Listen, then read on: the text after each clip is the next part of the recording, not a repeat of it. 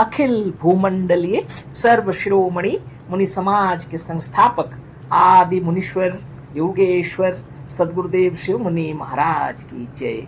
उपस्थित मुनि वृंद, साधु सज्जन वृंद, संत वृंद, साधक वृंद, आध्यात्म ज्ञान के जिज्ञासुओं और प्रेमियों, सभी श्रोता वृंद, आप सभी को मेरा कोटिशः नमन, सप्रेम जय जीव।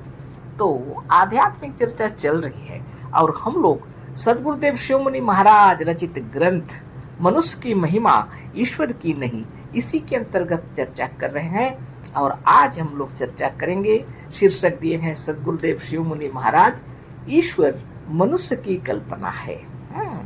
इसी पर चर्चा होगी, है ना। तो पढ़ते हैं, है ना।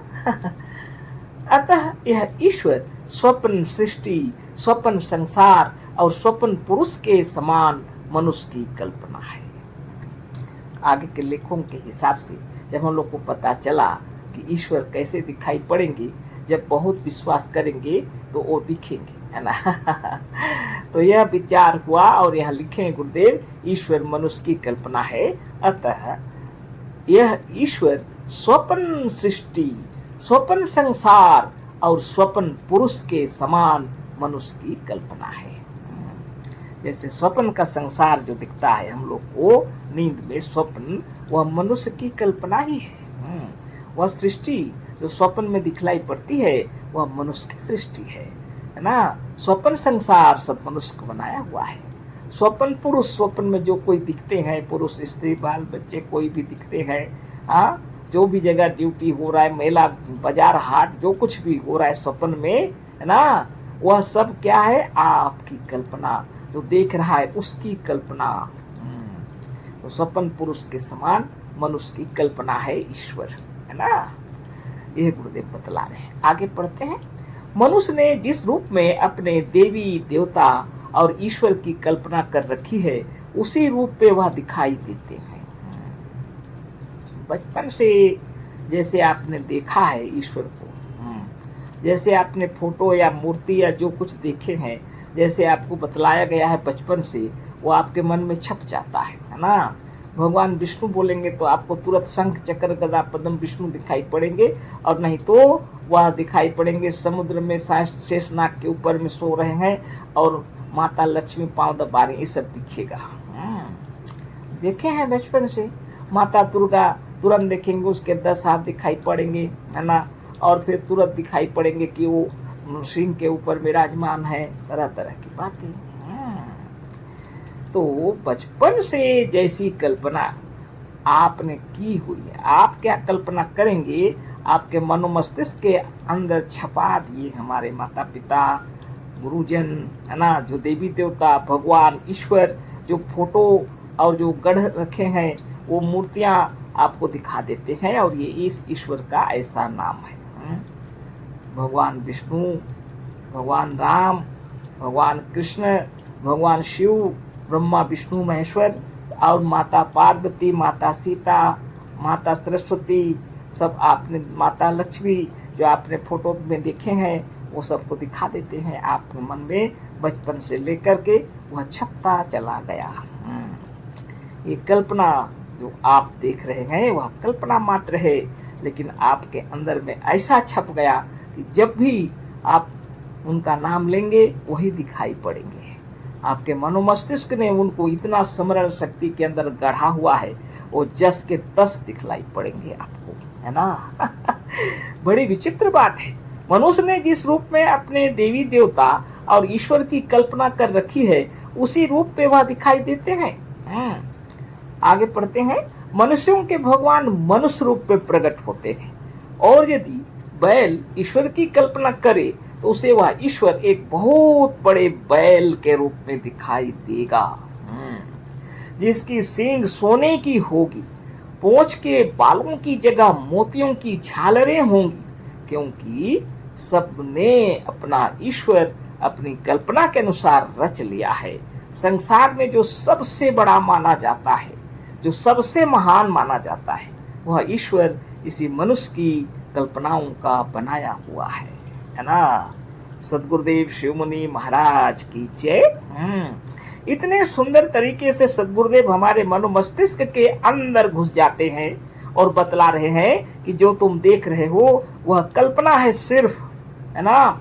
ईश्वर मनुष्य की कल्पना है, लेकिन तुम्हारे अंदर ऐसा छाप दिया है बचपन से लेकर के कि जैसे ही उसका नाम लोगे तो वही दिखेंगे, है ना। मनुष्य जब कल्पना किया तब मनुष्य के रूप में भगवान को देखने लगा। वो अलग बात है कि उसके 5 मुख कोई बना दिया, कोई 4 हाथ बना दिया, ये तो उनकी कल्पना है ना। लेकिन मनुष्य की कल्पना से मनुष्य दिखाई पड़ रहे हैं। गुरुदेव कह रहे हैं, है ना, मनुष्य जो मनुष्यों के भगवान मनुष्य के रूप में प्रकट होते हैं। और यदि बैल अगर सोचने लगेगा, ईश्वर की कल्पना करेगा, कोई बैल ईश्वर के बारे में कुछ सोचता ही नहीं, जानता नहीं है, लेकिन गुरुदेव लिख रहे हैं अगर वह कल्पना करता ईश्वर की तो कैसा दिखेगा उसको ईश्वर? बहुत बड़ा बैल दिखेगा, एक बहुत बड़े बैल के रूप में दिखाई देगा, और जिसकी सींग होगी सोने की, क्योंकि अपना सींग तो सोने का नहीं, तो ईश्वर है तो उसका तो सींग सोने का होगा। वो ऐसा सोचेगा। पूंछ उसका जो है और बाल जहाँ पूंछ में है वो मोतियों की झालरें होंगी उसमें, है ना।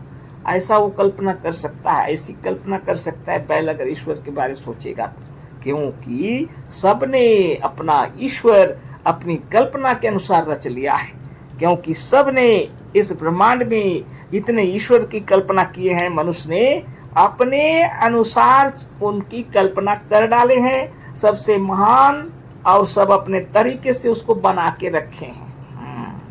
अब बताइए, बैल अगर सोचेगा ईश्वर के बारे, बहुत बड़ा विशाल बैल, और उसकी सींग होगी, सोने की सींगें होंगी, है ना, और पूंछ में जो झालर लगा वो मोतियों का झालर, बाल साधारण नहीं रहेंगे, है ना।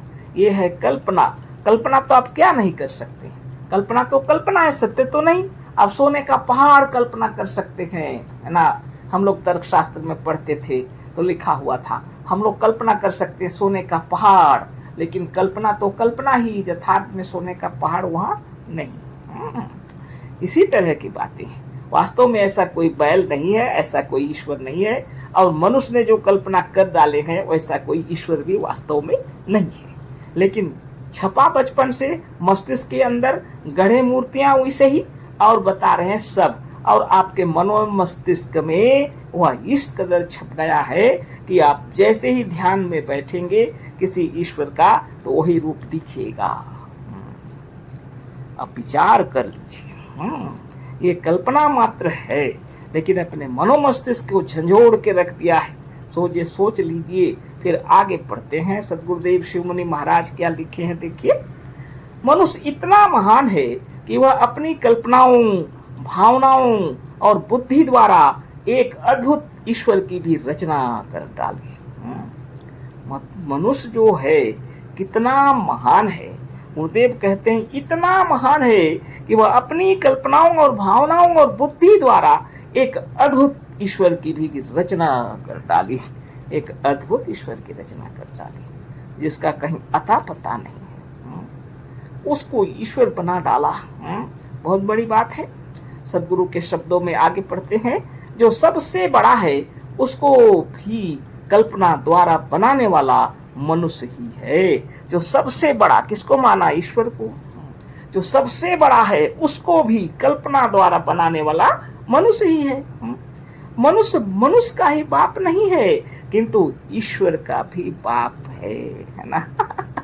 सदगुरुदेव कह रहे हैं मनुष्य का ही बाप नहीं है, किंतु ईश्वर का भी बाप है। ईश्वर का भी बनाने वाला है। गुरुदेव लिखते हैं ईश्वर का भी बाप है, माने ईश्वर का भी बनाने वाला है। मनुष्य तो मनुष्य का बाप है ही, ये सिर्फ मनुष्य का नहीं, ईश्वर का भी बाप है, यानी ईश्वर का बनाने वाला है।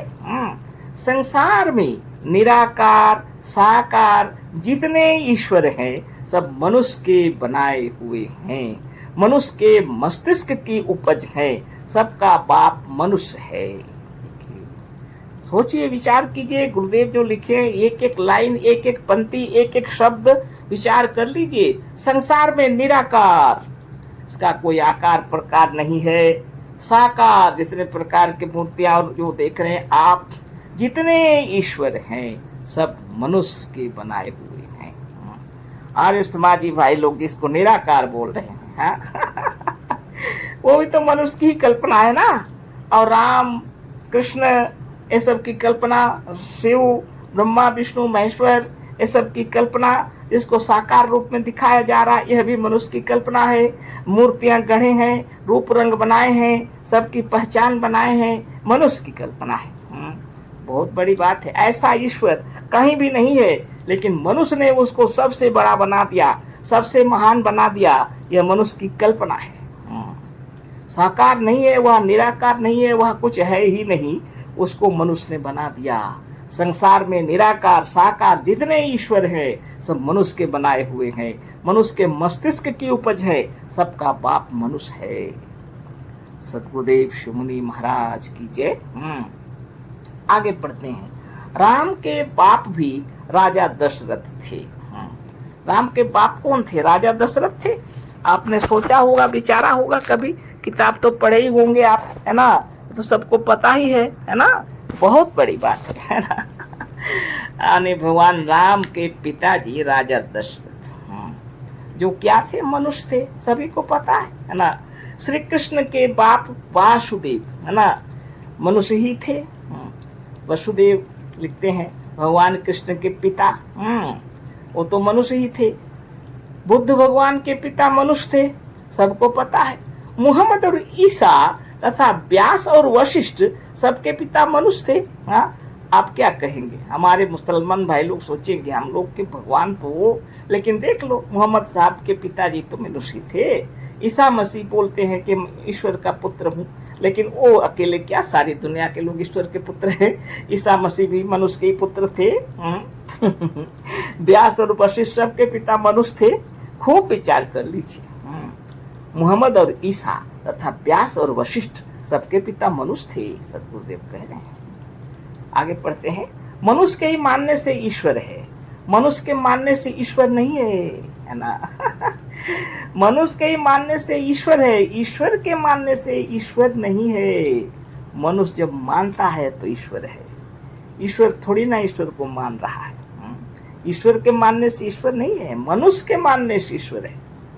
मंदिर, मस्जिद और गिरजा सब मनुष्य के बनाए हुए हैं, और उनके ईश्वर मनुष्य की कल्पनाएं हैं। सतगुरुदेव लिखे हैं मंदिर, मस्जिद और गिरजा सब मनुष्य के बनाए हुए हैं। यह तो आपको दिख रहा है। मंदिर सभी मनुष्य ने बनाए हैं, मस्जिद मनुष्य ने बनाए हैं, गिरजा गुरुद्वारा सब मनुष्य के तो बनाए हुए, और उनके जो ईश्वर हैं मनुष्य के रचे हुए हैं। सब मनुष्य ने बनाए हैं, ईश्वर मनुष्य की कल्पनाएं हैं। जितने मंदिर हैं उनमें जो ईश्वर की मूर्तियां हैं, ईश्वर की बनाई नहीं है, मनुष्य की बनाई हुई है ना।